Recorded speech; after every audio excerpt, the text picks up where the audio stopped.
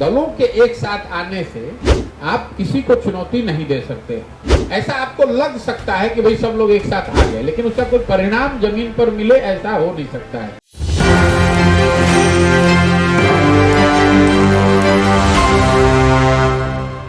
नमस्कार, मैं शुभम प्रेरणा, आप देख रहे हैं एक न्यूज 24। राजनीतिक रणनीतिकार प्रशांत किशोर आए दिन किसी न किसी मसले पर हमलावर बने रहते हैं और हमेशा वो किसी न किसी मुद्दे को उठाते हुए नजर आते हैं। एक बार फिर से उन्होंने विपक्षी एकता पर जोरदार तरीके से तंज किया है और साथ ही इंदिरा गांधी और वीपी सिंह का उदाहरण देते हुए ये कह दिया कि किसी का भी तख्ता पलट करने के लिए चेहरा नहीं, मुद्दा होना चाहिए।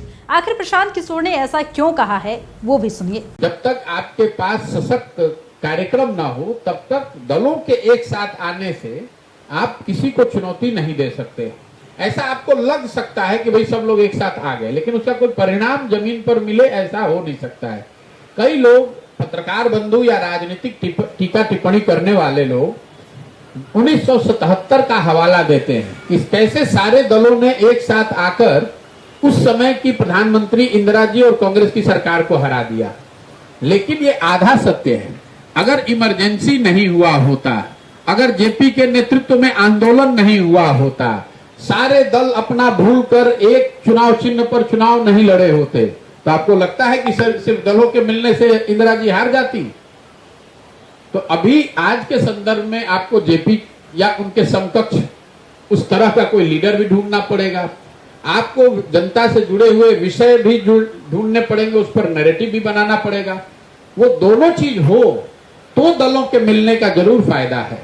लेकिन अगर आपके पास और कई बार पत्रकार ऐसा समझते हैं कि चेहरा होना चाहिए। चेहरा भी होना काफी नहीं, जब सबसे महत्वपूर्ण है मुद्दा होना चाहिए।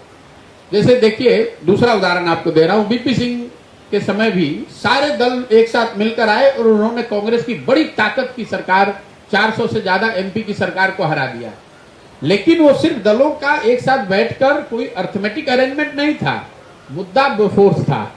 उसके नाम पर लोग एक हुए, फिर दलों ने अपनी ताकत लगाई तो जनता ने बोफोर्स के नाम पर, भ्रष्टाचार के नाम पर वोट किया, तो उसका फायदा हुआ।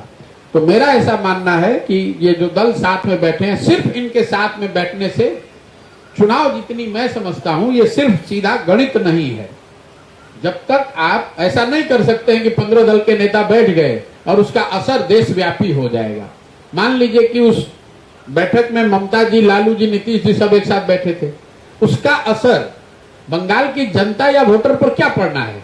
बंगाल का वोटर तो देश के मुद्दे पर वोट करेगा, बंगाल में जो सरकार चल रही है उस पर वोट पड़ेगा। लेकिन देश, वही सारे लोग मिलकर देशव्यापी कोई अगर मुद्दा बना ले, कोई नैरेटिव खड़ा कर दे और उस मुद्दे और नैरेटिव को लेकर तृणमूल की ताकत वहां जमीन पर लगे, तो फायदा हो सकता है।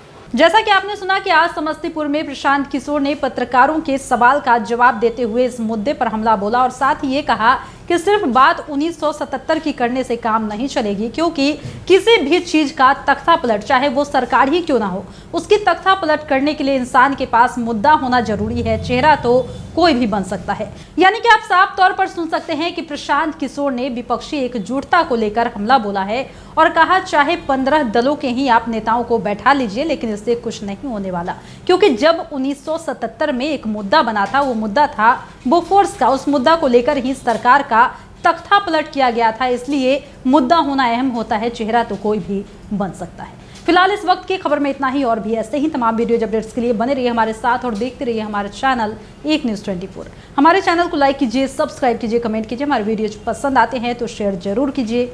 धन्यवाद।